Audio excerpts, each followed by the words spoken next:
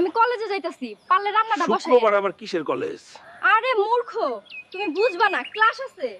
Baby, এতক্ষণে তোমার আসার সময় হলো। আরে ওই গাধাটারে ম্যানেজ করে আসতে একটু সময় লাগছে। যাই হোক, এখন চলো জলদি। কি গো সোনা, তুমি আমাকে পাট খেতে কেন আনলে? আরে বেবি, আগে চলো, পরে দেখো। প্লিজ এসব এখন না। এখানে এত দামি বাইক কই থেকে আসলো? আর এমন শব্দ কই থেকে আসতেছে? এই উন্না আবার কার? তুমি কি আমার সাথে সারা জীবন এই পাট খেতেই কাটিয়ে দেবে? হ্যাঁ, যদি তুমি আমাকে প্রতিদিন এভাবে হাসাতে পারো। হাই হাই, এইটা দেখি আমগো হালকের বউ কলেজে না যাই এইসব করে। ছি, ছি।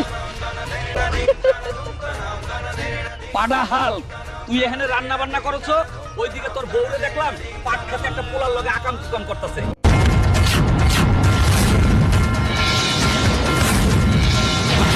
এই, এখানে বসে আছো কে?